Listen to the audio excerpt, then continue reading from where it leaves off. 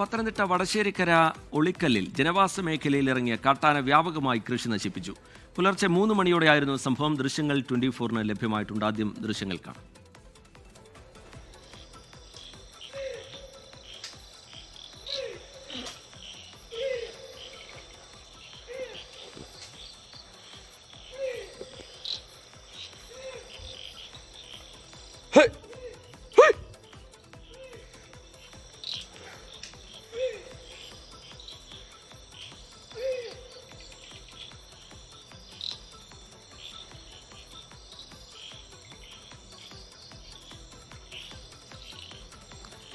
A V Jaishankar വിവരങ്ങളുമായി പത്തനംതിട്ടയിൽ നിന്ന് ചേരുന്നുണ്ട്. ജയശങ്കർ, ഇത് ഇങ്ങനെ ഈ കാട്ടാനശല്യം പതിവായുള്ള മേഖലയാണോ? എന്താണ് നാട്ടുകാർ പറയുന്നത് ജയശങ്കർ?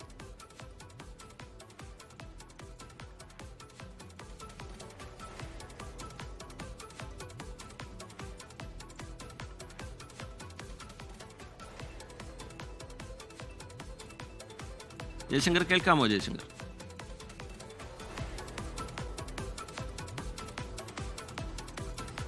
അതായത് റിജിത്ത്, കഴിഞ്ഞ ദിവസം രാത്രിയാണ് വടശ്ശേരിക്കര ഒളിക്കല്ലിൽ ഇത്തരത്തിൽ കാട്ടാനകളുടെ ആക്രമണം ഉണ്ടായത്. ജനവാസ മേഖലയിൽ 2 ആനകളാണ്, ഒരു കൊമ്പനാനയും ഒരു പിടിയാനയുമാണ് ഇറങ്ങിയത്.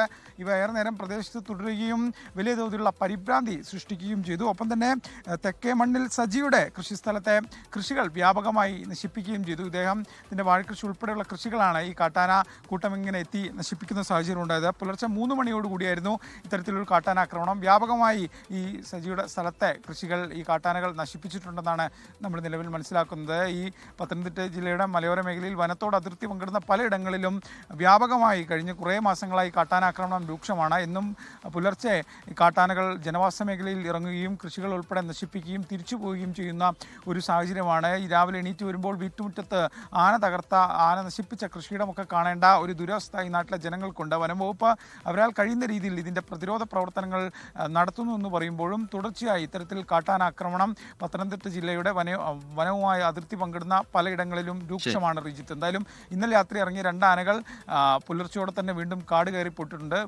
വീണ്ടും ആനകൾ വരുമോ എന്നൊരു ആശങ്ക നാട്ടുകാർക്കുണ്ട്. പത്തനംതിട്ട വടശ്ശേരിക്കരയിലാണ്, ഒളിക്കല്ലിലാണ് ജനവാസ മേഖലയിൽ ഇറങ്ങിയ കാട്ടാന വ്യാപകമായി കൃഷി നശിപ്പിച്ചിരിക്കുന്നത്. ലോകത്തെവിടെയായാലും ഏത് സമയത്തും 24 വാർത്തകളും ഓഗ്മെന്റഡ് റിയാലിറ്റി പാക്കേജുകളും എക്സ്പ്ലെയിനറുകളും വിശദമായി കാണാൻ ഞങ്ങളുടെ യൂട്യൂബ് ചാനൽ നിങ്ങൾക്ക് സബ്സ്ക്രൈബ് ചെയ്യാം.